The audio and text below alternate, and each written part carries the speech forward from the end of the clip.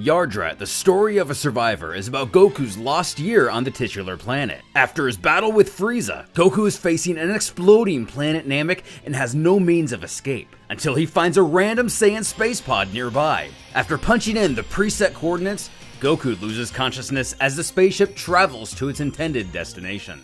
After simultaneously crash landing and destroying his space pod, Goku plummets to the planet below. To his surprise, Goku then wakes up in an alien hospital with one of the locals greeting him about 4 inches from his face. The local explains that her name is Nori, which is another word for glue, and that Goku is on planet Yardrat. Nori simply enough explains that Goku's presence has startled the entire planet, as they are pacifists and do not wish to fight. Goku explains that that will not be a problem and he only wants to get back home. Nori gives Goku some fresh clothes to wear and bashfully covers their eyes. The Yardratian exclaims that that outfit is quite delightful on you. I think I found my Prince Charming, as diamonds sparkle around them. The alien then pines for Goku to kiss them, and Goku's having none of that. As Goku makes a break for it, Nori teleports to his location and paralyzes them with telekinesis, much similar to Goldo. The Yardratian then kicks Goku right in the face. Lying on the ground, Goku can only laugh and say it looks like Chi-Chi's turned into a Yardrat. Nori then tells Goku, "No matter where you go, I'll find you. You can't hide from me, my love." Just then, another Yardratian appears and tells Nori to leave that stranger alone. Nori tells Goku that she'll see him soon, and then disappears. The new Yardrat apologizes for her attitude, but says Goku must come with him now, teleporting them both to a distant location to meet up with yet another Yardrat, this one appearing to be a warrior of some sort. The Yardrat asks Goku if he is with the Ginyu Force, to which of course Goku declines these accusations. It then dawns on Goku that it must have been one of their ships that he commandeered. Goku further explains that they came to Namek and he defeated them before one of his allies, Vegeta, killed them all. The Yardrat can't believe the Ginyu Force were defeated and asks who Goku is. Goku explains that he's merely a Saiyan from Earth. That's impossible, the Saiyans were destroyed years ago by a meteor strike. And if Goku's alive, that means he must haven't met the tyrant of the universe yet. Goku remarks, "Oh, you mean Frieza?" Goku then details that it was probably the most difficult battle of his entire life. They destroyed the planet, but he managed to survive. The alien then expresses his gratitude for taking out these threats and then further explains that he is actually from one of Yardrat's cousin planets and his name is Soba. One day, the Ginyu Force landed on Soba's home planet and exterminated the population. Soba fought it with everything he had and was able to even kill one of the members, but the rest overwhelmed him and left him for dead. Soba managed to reach Yardrat in one of the ships they left behind. The Yardrats avoided being exterminated by Frieza's family by offering spacecraft maintenance services. It was a fragile peace at best, but Soba knew that one day, the Yardrat people would once again be in danger, and he had to become stronger to protect them. Soba then thanks Goku on behalf of all the Yardratian people for freeing them. That's when Goku takes the opportunity to ask Soba to teach him that teleportation technique. But alas, only the wisest of their people are allowed to teach teleportation. And so Goku's off to find who he needs to find. After hours of searching for this wise man, Goku decides to take a rest. Meanwhile, in outer space, King Cold sips at his wine as this punk-ass, rat-faced, weasel, punk-ass Yardratian appears. King Cold then asks who he is to disturb him. Yardrat greets the king and apologizes for the intrusion, but he has some very important information to pass along. A few days ago, a stranger crashed on their planet and he appeared to be on a ship belonging to the Ginyu Force. The stranger identified himself as a Saiyan and claimed to have defeated the Ginyus. The pompous king then declares the Ginyu Force would have done well to focus more on their training than indulge in their lust and their dramatic flair. The Yardrat then exclaims the same could also be said for Lord Frieza. "What? Frieza defeated by a lowly Saiyan monkey?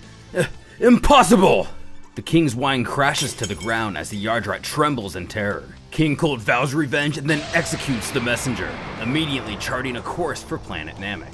Back on Yardrat, Goku senses out a mysterious key. Believing this could be the wise old man, he decides to try and flush him out. Although a little annoyed, the old man confirms this and tells Goku to follow him.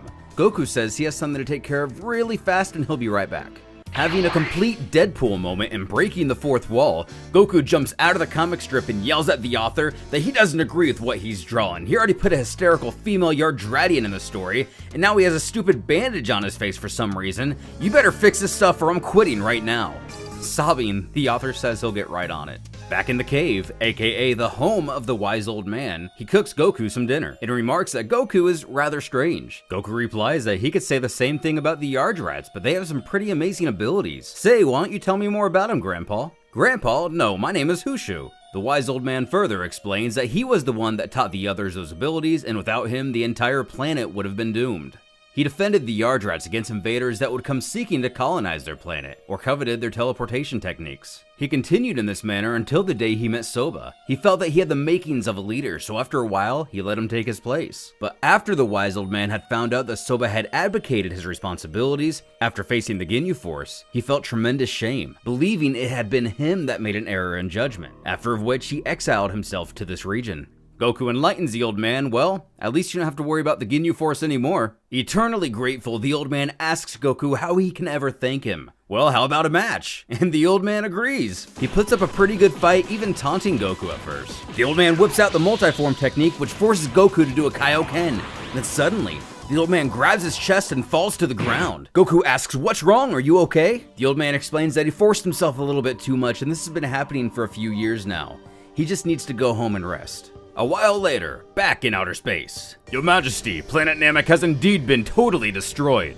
Look, sire, isn't that your son on the screen? King Cold takes a look for himself, and indeed it is Frieza. He orders his men to put Frieza in the ship and get him in a rejuvenation chamber, and then hits King Cold that Yardrat was telling the truth. And he orders his men to send a squadron to the planet Yardrat and have them kill that Saiyan on sight. And if they can't do it, he'll rip the head off that filthy monkey himself. A couple days pass and said squadron lands on planet Yardrat.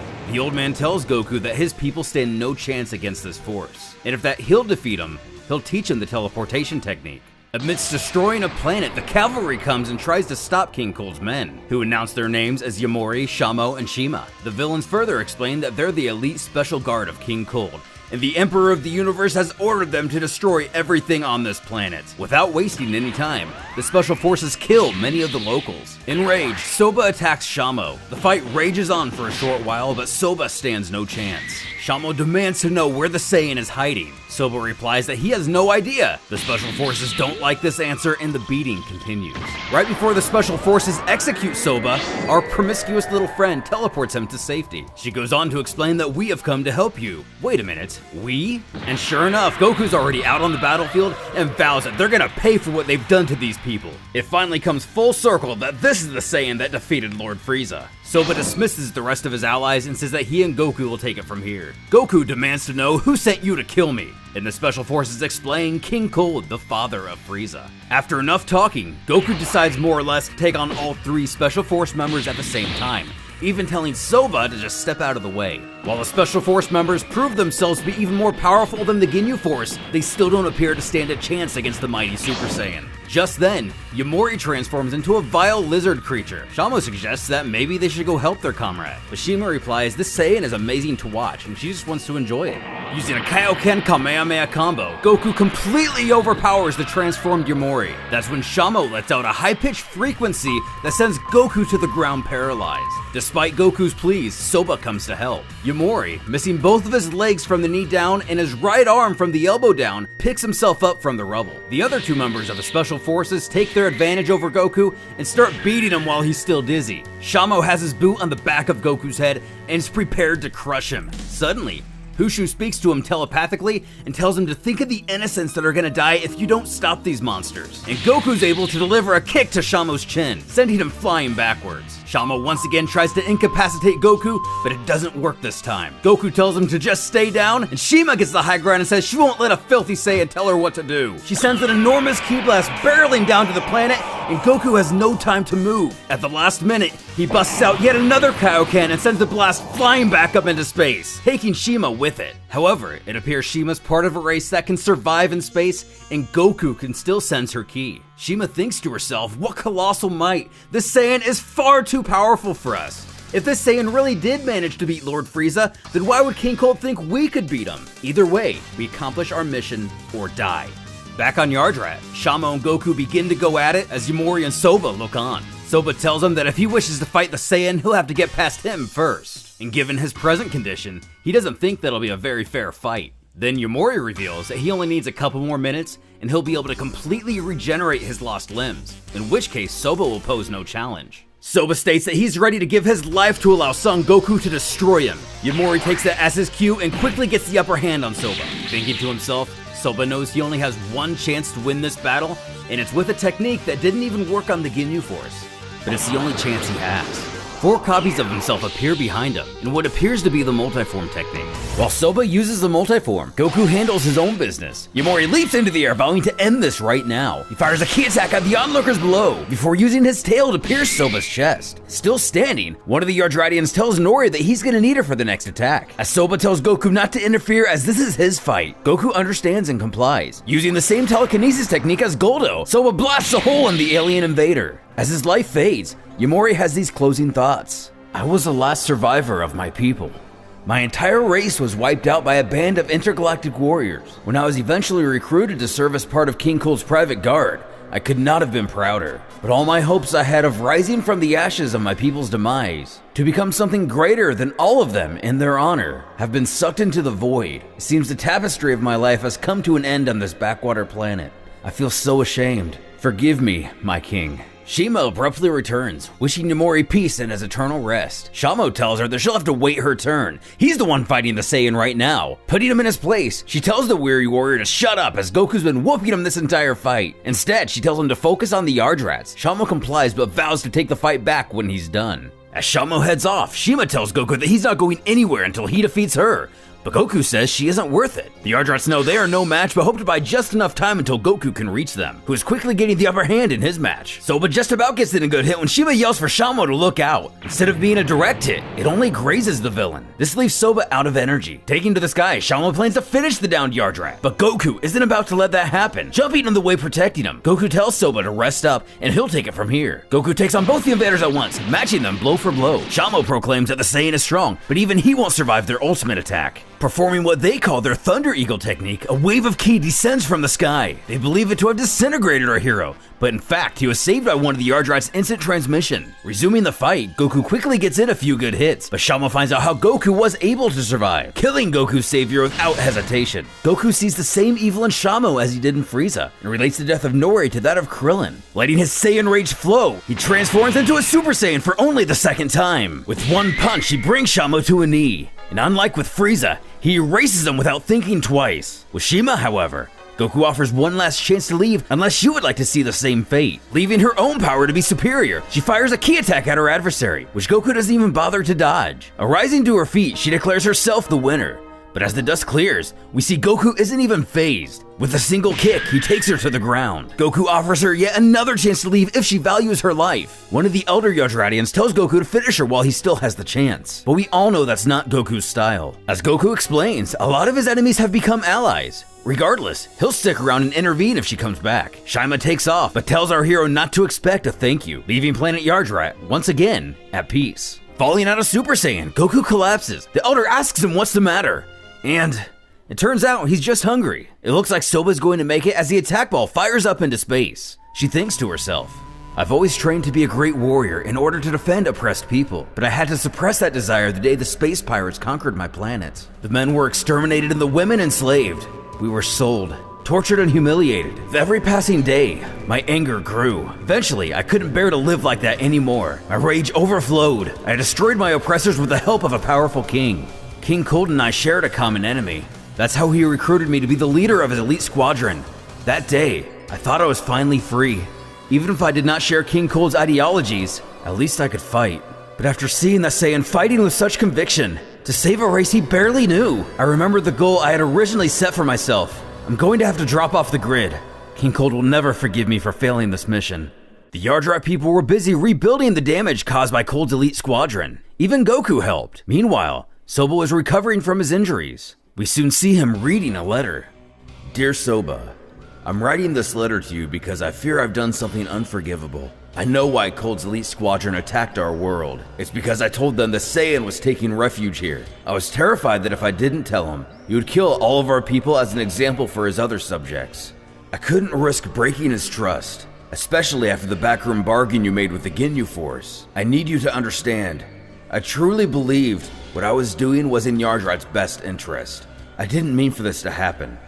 If I could take it back, I would. Their blood is on my hands, Soba. And if I'm still alive, I'll spend every waking moment trying to atone for my sins. This wasn't your fault, my friend. Wakame, Nori's brother, leader of the Yadrat army. Without knowing, Wakame commissioned the death of his own sister. A while later, Goku trains Asoba before Goku's alerted to the venerable Hushu, who's requesting an audience with Goku immediately. He goes on to say that he'll teach Goku the instant transmission technique. Not realizing Goku's within earshot, Soba asks the elder if he really wants to teach that technique to a Saiyan. But as we all know, Goku is a great hero, now of multiple planets even. Soba then says Goku isn't worthy of Hushu's training, dressed like that. He'll go get him a traditional Yardratian uniform. The elder goes on to inquire about the Super Saiyan form, but Goku says he can't access it at will. And the first time he even used it was only a few days ago against Frieza. Hushu further explains that he already read Goku's mind, and has come to understand that it was the brutal death of his friend Krillin that awakened the power sleeping within him. Goku also felt that anger when Nori was murdered. The elder claims that he can teach the Saiyan how to control that anger, so the transformation isn't spontaneous. Without control over that rage, Goku could become a danger to his allies just like he is to his enemies. Ready for the training, the elder tells Goku to show him the anger inside of him. But Goku has nothing to even be angry about. Thinking of friends lost in previous battles, Goku tries to summon this emotion, which sparks but does not ignite. Hushu tells Goku the anger he feels at this moment lacks control. He'll have to be able to remain calm while maintaining this anger. Soba returns and Goku gets a change of clothes. Hushu goes on to give Goku this message. Before I teach you instant transmission, let me give you some history. My people and that of the Yardrats are the only ones that know this technique. I taught it to them when I learned of Frieza's plans to conquer. This technique would allow them to safely evacuate their world and seek refuge on other inhabited planets. But in the beginning, the purpose of this technique was to allow for fast and convenient travel between planets with sentient populations so we could make contact. Thanks to this, we've been able to carry out numerous commercial exchanges and allow the development of our civilization. Sometimes I refused to teach it when I doubted the intentions of those who wanted to learn it. On my planet, some people have not hesitated to use it to commit criminal acts. That's why I've only since taught it to the Yardrat people, since they are a peaceful race. The training then begins. Everyone teleports away and Goku is tasked with finding them, but he fails to do so. After 2 months pass, Goku is finally able to master Super Saiyan, but still struggles with the instant transmission. The Namekian Dragon Balls were reactivated on Earth to allow the Earthlings to make their wishes. The return of the souls of Krillin and Goku were the first, but Purunga says he cannot resurrect souls that are still among the living. To their elation, they tell him just to bring him back to Earth then. Purunga appears to Goku stating his friend's wish. Goku declines to return, as we all know. While Goku continued to train, he was unaware that Vegeta had set off into space and was looking for him, while Frieza endured a terrible rehabilitation in order to take his revenge. 23 days later, King Cold receives news that Vegeta has been spotted attacking one of his military bases. The AWOL Shaima has also been seen on one of his planets. Apparently, Cold's entire squadron wasn't defeated. There seems to be a lone member that was on a separate mission when the fight ensued. With Cold's permission, he vows to avenge his comrades and take out the traitor Shaima. In the process, they have mistaken Vegeta for the Saiyan responsible.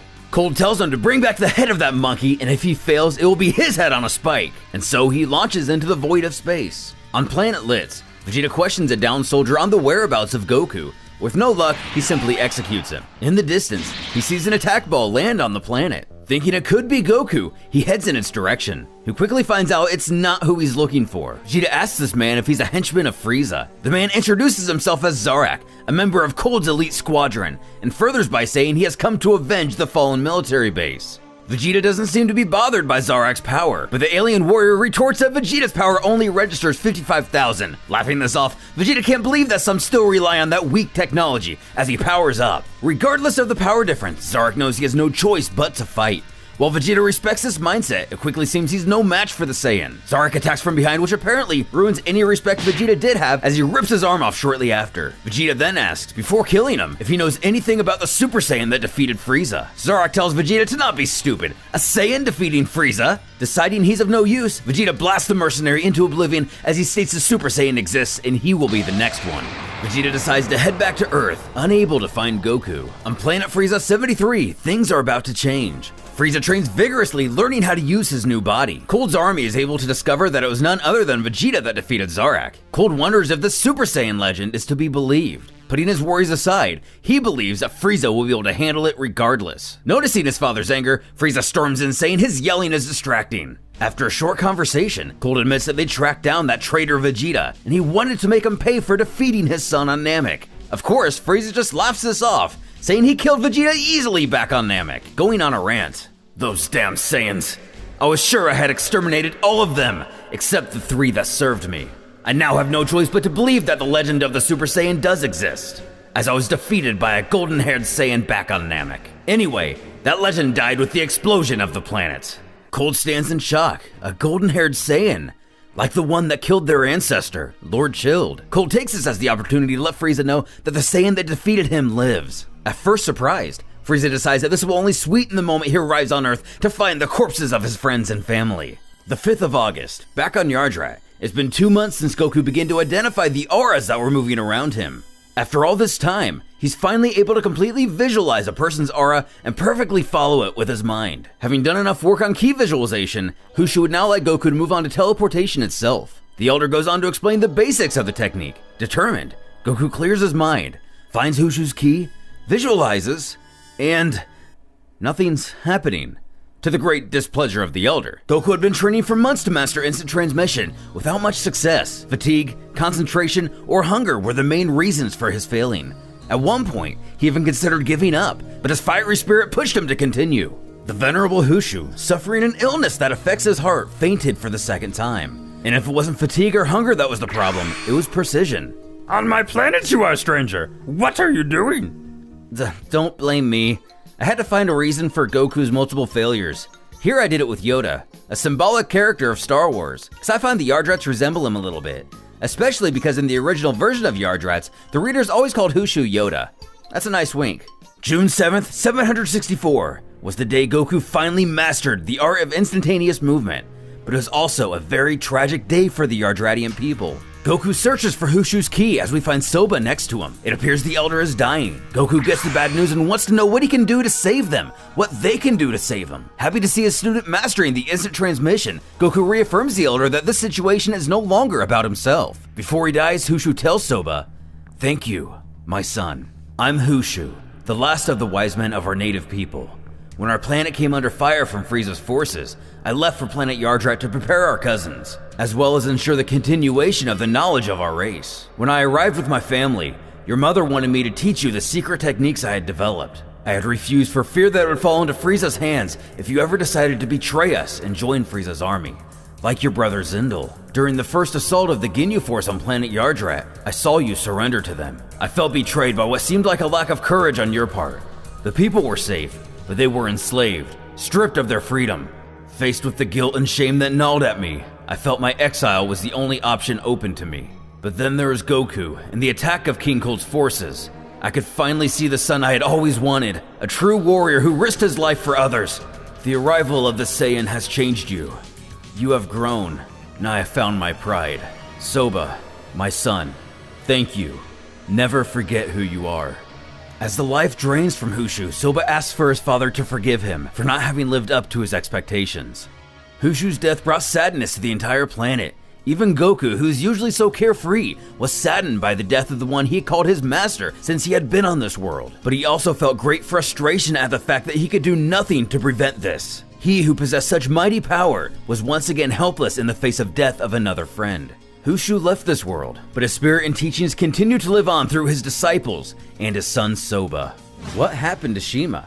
After suffering defeat at Son Goku's hands, she could not return to headquarters for fear of being killed by King Cold, so she deserted. Questioning her purpose in the universe, she decided to resume her desire to defend oppressed people in order to ease her conscience. But during one of her raids on a garrison of Frieza's soldiers, she was shocked to learn that Frieza was still alive. She then remembered the Saiyan that saved her life. She had to do something to repay her debt to him. Blasting off into space, she hopes it's not already too late. That's how Shima, ex-commander of Cold's elite squadron, left for planet Yardrat to warn Goku of the imminent departure of his sworn enemy Frieza for Earth. September 25th, 764, somewhere in the universe. Have you detected planet Earth? Yes, it's located in the northern galaxy. My lord, we can be there in 20 days. Very well. Let's go. I look forward to destroying Goku and his friends soon. The Super Saiyan will become a forgotten myth. Just then, Shima's attack ball flies right outside Cold's ship. Your Majesty, a spaceship approaches. It's Shima. Get me in touch with that ship. Contacting her, he says that he will soon kill her for betraying his empire. She laughs this off and says, "Don't fantasize. You'd have to kill that Super Saiyan first, and I doubt you're man enough." Cold then assures her death will be painful. He then says to stop the ship, he's going to kill her himself. But for some reason, Frieza objects. 5 days later, she lands on Yadrat. On the surface below, Soba and Goku continue to train. Soba asks Goku if he thinks he's strong enough now. "No doubt. I'd like to fight you when you're even stronger though." Soba says that's no fair. He can't go Super Saiyan. That's when they sense Shima's ki approaching. As the ship touches down, Goku says they need to hurry to the landing site before disaster strikes. Soba tells him that he wants to take her on himself this time. Before she can get 20 yards from her ship, she's greeted by the two. Though a little deterred by the icy welcome, she's glad they're still here. "What are you doing on planet Yadrat? Your last defeat wasn't enough." Explaining that she's not here to fight, she's here to give news to the Saiyan. The imminent arrival of Frieza and his father King Cold to planet Earth, to the immense horror of Goku. Shima says that if her estimate is right, Goku should be able to make it to Earth in 15 days if he leaves right now. She'll stay on this planet to help defend the Yadrats. Goku says that he needs the spaceship he came in as his friends are in danger, completely taking her word for it. A short 20 minutes later, Goku's ready to head back to Earth. "This is your spacecraft. It's programmed to go to Earth. I don't know how to thank you for what you've done for us, but please, finish this tyrant. His reign of terror must end." Shima states she'll do whatever it takes to earn their forgiveness, as she wishes Goku luck in defeating Frieza. "Don't you want to fight Frieza and his father?" "No thanks, they'll kill me easily." "Soba, thank you for everything. Take care. I hope to see you again someday." And with that, Goku finally begins his journey home. 15th of August, 764. Frieza and Cold arrive at planet Earth. Spurning his father's suggestion they just blow it up from space, Frieza wants to land on the planet to torture each one of Goku's friends individually. However, the gap between Frieza's ship and Goku's was narrowing. In 3 hours, Goku would arrive on Earth, but would it be in time to prevent the catastrophe that Frieza was planning? One by one, all of the Z fighters sensed Frieza's and his father's presence. The end of the world drew near. The faces of Earth's warriors contorted in fear as they felt the incredible power emanating from the ship as it approached their planet. A giant shadow eclipsed the sky as the spaceship descended into Earth's atmosphere, above the heads of Earth's warriors. They were forced to watch helplessly as the terrible tyrant of the universe came ever closer. Our heroes hid their ki to prevent being spotted from the few scouts and warriors that were on board Frieza's ship, as they began to assess their situation and form a plan. As Frieza's ship landed, the horror of our heroes was further magnified when they discovered that an equally sinister aura accompanied him. "We have 3 hours left before your Super Saiyan arrives. You want to wait for him?" "Of course, father. We can take the time to flush out his little friends and kill them one by one." Not one to hide, Piccolo arrives on the scene first, shortly followed by Vegeta and Gohan. "If I have to die on this day, I'd rather go out having fought with all of my strength." Saying he's glad to see them all here, Frieza wants to tell them only 2 things. First, Son Goku will arrive on Earth in 3 hours. Second, they won't live to see him killed. This information comes at quite a shock to everyone. Now that they know Goku's on the way, they actually have a chance. Merely for his entertainment, Frieza has all of his soldiers attack the 3. Piccolo tells Gohan to lead the soldiers to the others as they should be able to handle them. He and Vegeta are going to try to hold off King Cold and Frieza until Goku can arrive. Luring them away, Krillin instantly gets the idea and uses the solar flare technique, as Tien vaporizes him with a Kikoho. As Yamcha celebrates, Tien says this is no time to cheer and they need to go help Piccolo. "Kakarot arrives in 3 hours. You think we'll survive until then?" "I know it's a long shot, but you never know. Nothing ventured, nothing gained." Frieza says he's going to take his time to slaughter all of them, wondering how long they'll last. "It's been a long time since I've had a good fight. I'm going to have some fun." Piccolo and Vegeta power up as Cold sheds his armor. Vegeta's the first to dive into battle, as Cold quickly proves his strength. Even the Saiyan Prince admits that bastard hits hard. "So Vegeta, what happened to your Saiyan fire? Get up and show me what the Saiyan Prince is worth." Vegeta vows to defeat him and Frieza if he has to destroy the planet. He fires a beam that almost acts as a distraction for Piccolo, but his attack is blocked as well. Even the two working together don't prove any match for Cold. Piccolo decides to stand back for a second, letting Vegeta take the lead while charging a special beam cannon. But Frieza is wise to his plan and chops off his arm before hitting him with a ki attack. Shortly after, Vegeta finds himself on the ground too, still in disbelief that he hasn't even been able to touch him yet. That's when Cold comes crashing down and begins to stomp on the Saiyan Prince. The humans feel both Vegeta and Piccolo fading fast. Krillin was only able to find a single sensu bean at Master Roshi's. They have to decide who to give it to. He remembers that back on Namek, he injured Vegeta in order to gain a power boost. Tien objects. "You want to give that sensu bean to Vegeta?" Have you forgotten what he did to us? But Yamcha takes Krillin's side, saying that he fought alongside of him on Namek. Either way, unless Goku arrives, they're dead, so they might as well give it a shot. In agreement, the three jump into action. At the same time in space, Goku tries to sense him out, but he's still too far to get a read on anybody's ki. Just then, Vegeta regains consciousness. Immediately, he senses the power gain from the Zenkai boost after Krillin fed him the Senzu Bean. Krillin asks if he thinks he'll be able to win. Vegeta responds, "Let's find out." Huh. We have newcomers. Do you know them? No, father. They must be friends of the Saiyan. Piccolo's able to regenerate his arm and get back on his feet as Yamcha and Tien back him up. But Frieza tells him no matter how many of you vermin there are, you still have no chance of avoiding your planet's fate. Don't count us out yet, Frieza. We're still alive. In a shocking twist, both Tien and Yamcha power up a Kaioken. Away from the battle, Gohan can sense the change. Chaozu explains that they decided to defy King Kai's ban on the Kaioken technique. But Gohan remembers even when Goku used the Kaioken, it was no use against Frieza. Stepping down from the ship, Frieza says, "Brave Earthlings, I'll honor your stupidity by facing you myself." Piccolo tells them not to do anything reckless as they must resist until Goku arrives. But for whatever reason, Yamcha and Tien go after Frieza.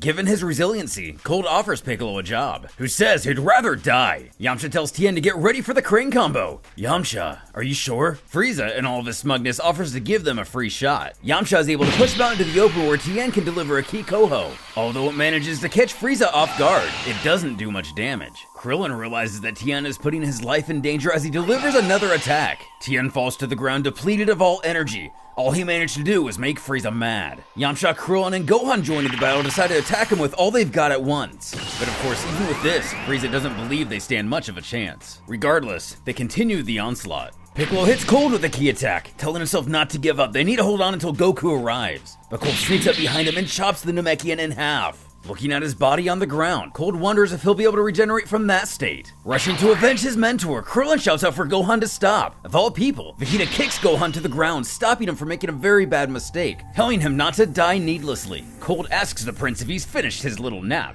But ever the confident, Vegeta tells him to shut up and he's gonna show him his new power. Delivering an unguarded elbow to the face, but once again, it does nothing to the Galactic King. Shouting out that the prideful arrogance of Saiyans annoys him, he shoves Vegeta into a mountainside. Cold powers up what appears to be a finishing blow, as Vegeta can do nothing but curse him as he lies on the ground yet again. Gohan, Yamcha, and Krillin think that this will be the end. Cold launches the attack and it makes contact with the earth. Yamcha yells out to Krillin for them to retreat, but Krillin knows he can't just abandon his friends. But Frieza isn't even going to give them the option to consider it, as he fires his death beam at the both of them. That's when Cold's attack begins to waver, and what appears to be faux Super Saiyan, Vegeta begins to push back. In the confusion of Cold, he tries to keep his own beam at bay. Lunging through the attack, Vegeta plows through the Galactic King, killing him. Just for good measure, he then blasts him to pieces. Though victorious, Vegeta falls to the ground with no energy remaining. With he, Yamcha, Tien, Krillin, and Piccolo down, Gohan is the lone remaining warrior for planet Earth. He asks Piccolo if he thinks Goku will make it in time to save them, but Piccolo responds by telling him not to try anything and to just focus on saving himself. Frieza announces though he doesn't care that his father was killed, he refuses to accept the fact that you Saiyans continue to ridicule us. 2 hours and 30 minutes before Son Goku's arrival,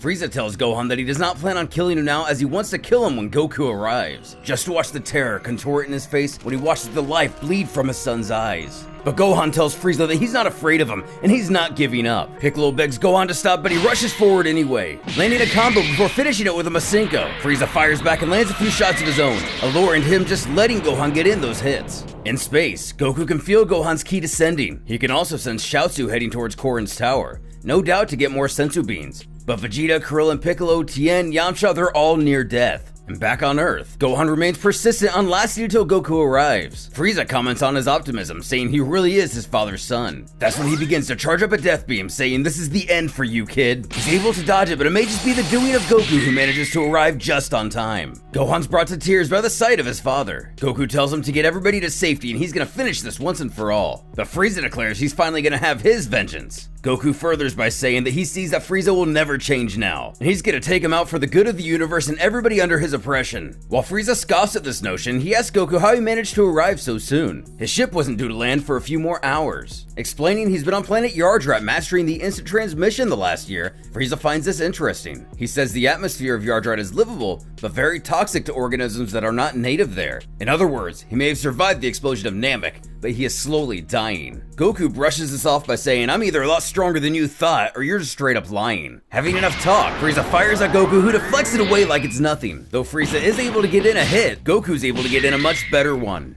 Backing off, Frieza notes the determination in Goku's blows, asking if he's finally taking him seriously. Regardless, he says that it's too late and he'll die along with this planet. But Goku tells him he was hoping that he would just see the power difference between the two of them and give up on his own. Showing off this difference, he lands several attacks before landing Frieza on the ground. Goku again asks what the point of all this is. He outclassed Frieza in every way, why is it that hard to admit defeat? That's when Frieza gets a sinister look in his face, saying that Goku is very naive. Goku realizes he plans to blow up Earth just like he did Namek. Firing several discs, Frieza says, "I wonder how you'll stop me, Super Saiyan." Easily dodging him, Goku quickly realizes this is only a distraction. As Frieza's in the air charging a death ball, Goku teleports right in front of him, telling him it's over. Firing away and absorbing Frieza's blast, Goku finally finishes what he should have finished on Namek. Peace had returned to planet Earth. It seemed that all was well. The Son Goku was facing an invisible enemy, a heart disease from planet Yadrat. Goku's excellent physical condition slowed the progression of the virus, but over time, it ate away at him, gradually making him weaker and weaker until finally, our hero breathed his last. Son Goku's death left an immeasurable void in the hearts of his closest family, his son Gohan and his wife Chi-Chi. The Dragon Balls did not have the power to restore him this time. But as one story ends, another begins. Son Gohan trained hard to become a powerful warrior in his father's image. Soon, he will face powerful and terrifying enemies